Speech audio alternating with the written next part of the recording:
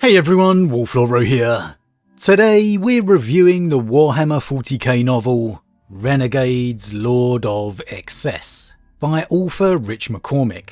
For this review I won't be discussing specific story spoilers, but we will be talking the themes and overarching narrative of the story. However, with that out the way, let's waste no time and as usual begin by checking out the synopsis off the back of the book. The disparate splinters of the Emperor's children eke out a violent, hedonistic existence between the stars, raiding and ravaging worlds according to their appetites. Seeking sensation above all else, life is vicious and short-lived for the sons of the Third Legion. But for proud Xantine, leader of the adored and a true son of Fulgrim, pillaging backwater worlds is simply not enough. He wants more, and soon finds what he has been searching for. Serene, a planet festering under misrule, cut off from the Imperium by warp storms, is a world characterized by cruelty and inequality, and one that sits upon a stockpile of rejuvenate treatments, destined for the Imperium's most rich and powerful. Too tantalizing a prize to ignore, the Adored set out to bring perfection to Serene. But perfection is an elusive concept, and threats soon make themselves known as they begin to expose the rots at the heart of Xantine's perfect rule.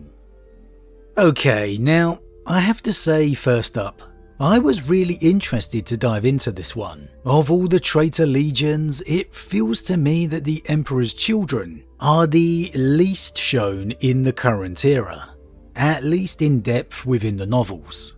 We may see them on the surface level as the trademark enemy, but never really learn much new, dive into life within the Warband and Legion. And so I was really hoping through Lord of Excess that we would get to see and learn a bit more of what life is like within the Fractured Legion, how the various warbands interact with each other, and just a little bit more of a peek behind the curtain. Always a bit of a risky thing where the Emperor's children are concerned, but you know what I mean. And I'm pleased to say Lord of Excess does deliver that.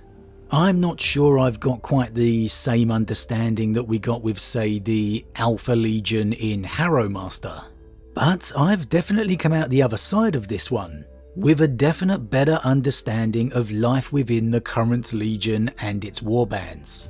Throughout the journey of Xantine, the main character, we got a great insight into how devastating Abaddon's attack on the Legion was during the Traitor War, the War Within the Eye.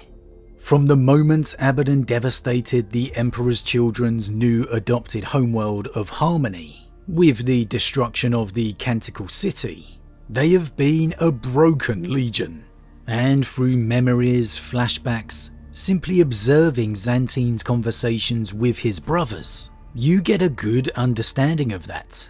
And you also will get a revelation of how important Fulgrim is to his legion, how he in truth is its only salvation, and how they truly need him to return until they can return to the Legion they are meant to be. It's also pretty interesting to see how Abaddon is genuinely despised by some within the traitor legions, how he's not the be-all and end-all he is hyped up to be, and even down to the more practical matters, such as life upon a Third Legion vessel, how the traitor kin interact with each other, what a noise marine is like, how a navigator is treated aboard, who are seen as the main power players of the Legion now. It's all here, and for me is the real strength and highlight of this novel, incorporating those revelations, tidbits of information, but in a natural way.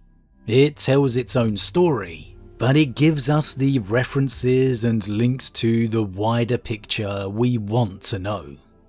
Now, as I said, the main character is a legionary by the name of Xantine, master of this warband, the Adored. He's an original son of the Legion, and so bears a lot of hallmarks of the Emperor's Children you'd expect to see.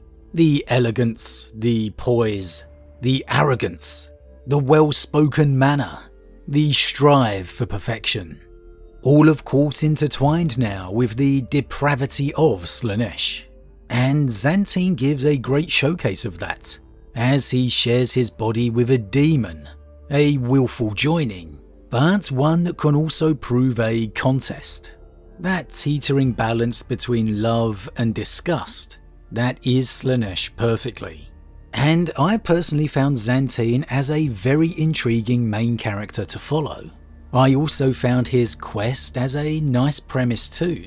As the synopsis stated, the Imperial world of Serene. Rather than your standard pillaging, plunder and assault, here Xantine's desire is conquest. A world to rule. The perfect rule.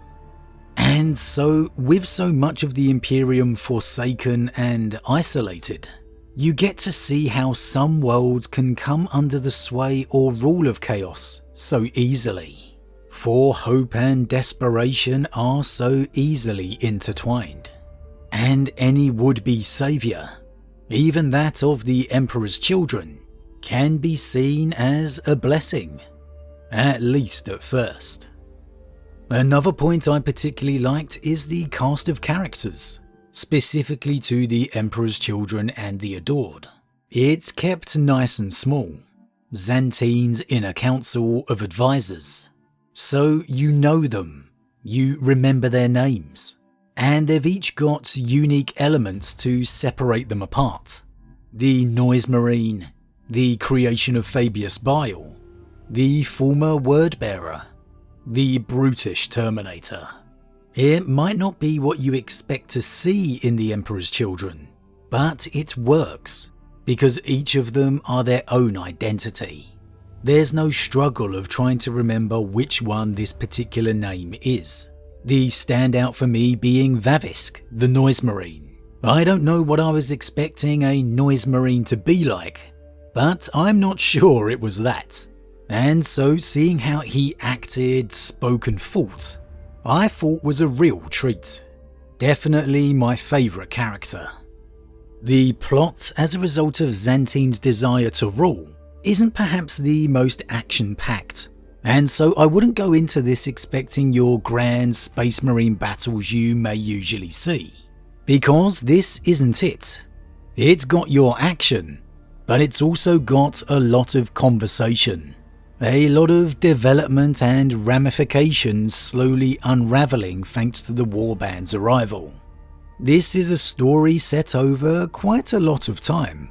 Again, the inevitable influence of chaos and realities amongst the warband, not a solid legion. Now for cons, I did feel I was cutting away to side characters quite a bit, and I would have definitely preferred that time spent with Xantine, or at least one of the other Emperor's Children. As it was, I don't feel like I got to spend much time with the other members of Xantine's council. At least not as much as I would have liked, and I really wish I could have spent more.